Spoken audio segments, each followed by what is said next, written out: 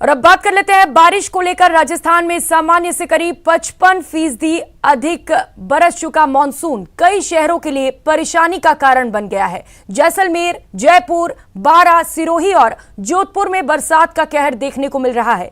इन इलाकों में भारी बारिश ने बाढ़ जैसे हालात पैदा कर दिए हैं। जोधपुर के रायबाग रेलवे स्टेशन पर पानी भरने से ट्रेनों का रूट डाइवर्ट करना पड़ा है। कहीं टूट गई सड़क, कहीं जारी है कटाव। पानी की तेज धार, रेलवे स्टेशन बना तालाब।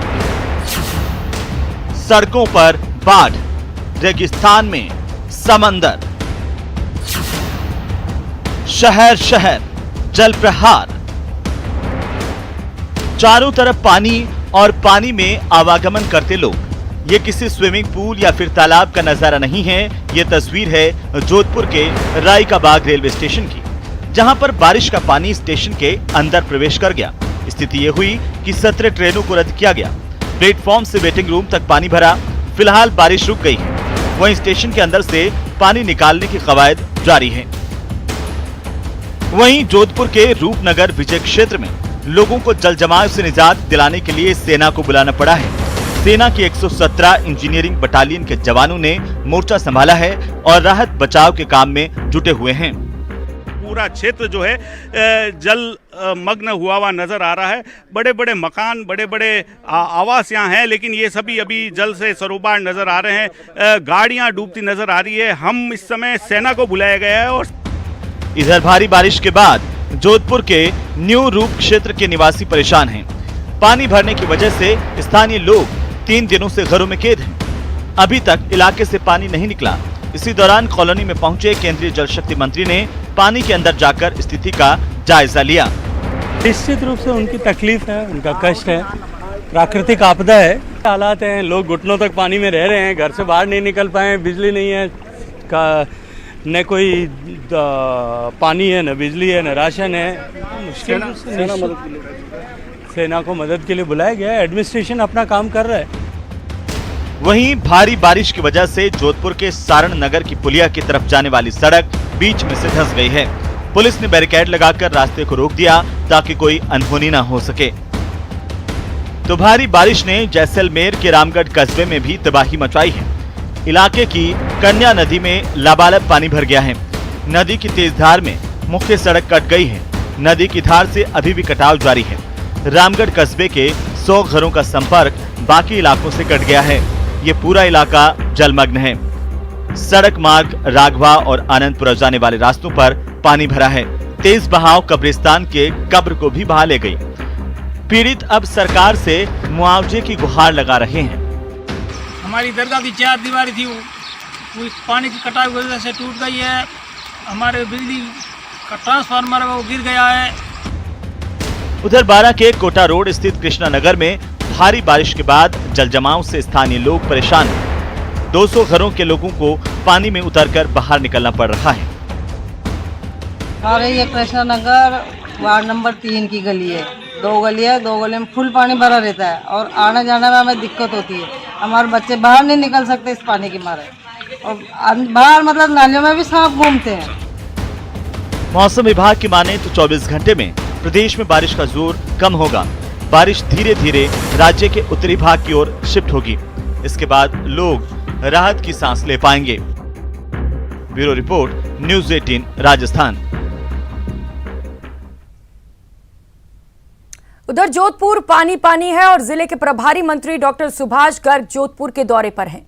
इलाके का दौरा कर रहे हैं। न्यू रूप नगर के लोगों से बातचीत कर हर मदद का भरोसा दिला रहे हैं।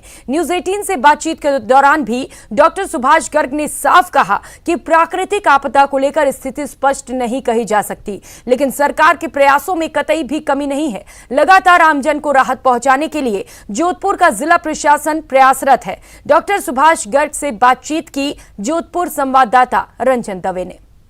प्रभारी मंत्री जी से कि जी सबसे पहले तो आपका स्वास्थ्य कैसा है, क्योंकि आप लगातार वायरल में चल रहे थे और उसके बाद में समय निकाल करके आप जोधपुर की जनता के बीच में मुख्यमंत्री के नुमाइंदे के रूप में यहाँ पहुंचे साहब। आपकी शुभकामनाओं से ठीक हो गया हूँ परसों, और इसीलिए ये आपदा जो आई है ये मेरी ड्यूटी बनती है प्रभारी मंत्री होने के नाते कि मैं यहाँ आऊँ और लोगों को जो है प्रशासन के माध्यम से जितना भी हो सके अधिकतम राहत दिला सकें। और मुख्यमंत्री जी को भी आना था, उनको भी वायरल हो गया, इसकी वजह से वो भी अस्वस्थ हैं। लेकिन फिर भी ये जो स्थिति हुई है जोधपुर शहर की, पानी भराव की, अत्यधिक वर्षा की वजह से पानी का भराव हुआ, और विशेष रूप से रूपनगर डरवी का जो एरिया है इसमें पानी भराव की समस्या हुई। लेकिन आर्मी लगाने के बाद, प्रशासन के बाद और नगर निगम और सब प्रशासन ने, सभी लोगों ने कंट्रोल करते हुए चीज़ों को काफ़ी व्यवस्थित करने की कोशिश की है।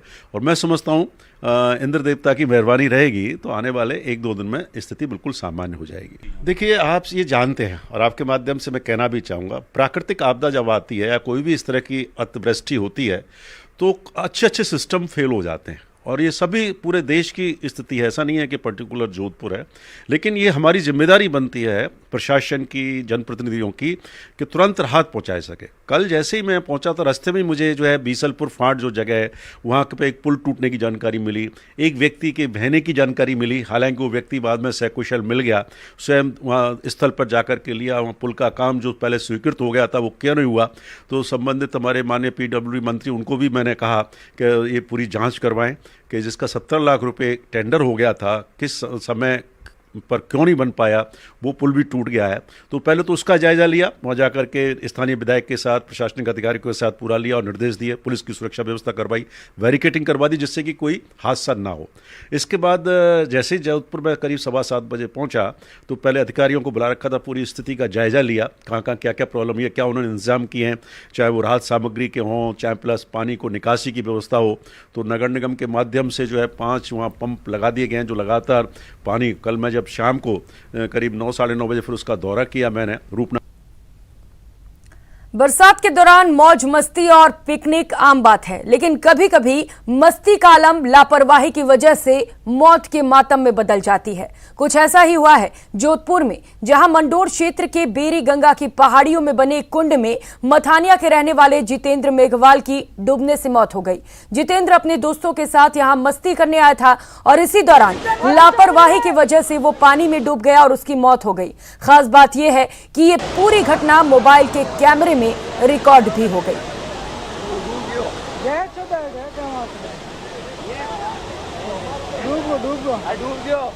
लापरवाही की ये तस्वीरें मोबाइल में कैद हो गई। आप देख सकते हैं किस तरीके से यहाँ पर नदी नाले उफान पर हैं, बावजूद इसके लोग यहाँ पर मौज मस्ती करने पहुंच रहे हैं, और यही वजह रही कि पानी में डूबने से एक शख्स की मौत हो गई।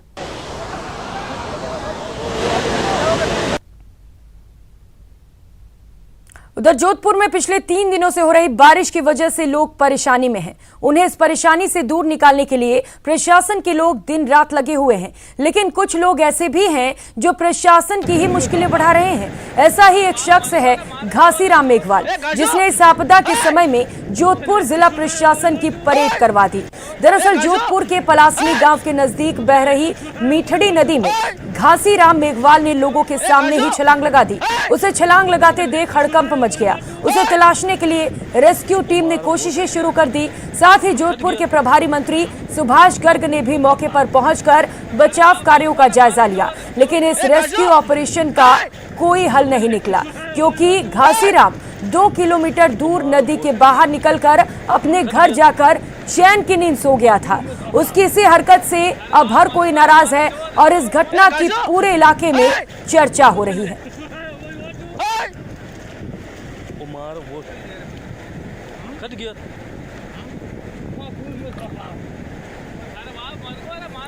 तो ये तस्वीर आप देख सकते हैं जोधपुर से, जहां पर एक शख्स ने बड़ी लापरवाही की है। सबके सामने ये नदी में कूद गया और उसके बाद 2 किलोमीटर तैरते हुए अपने घर जाकर आराम से सो गया। लेकिन प्रशासन इस पूरी खबर से अनजान, लगातार उसकी तलाश करती रही। मंत्री सुभाष गर्ग भी वहां पर पहुंचे, हालातों का जायजा लिया, लेकिन जब बाद में इस खबर का पता चला तो सभी ने नाराजगी जताई।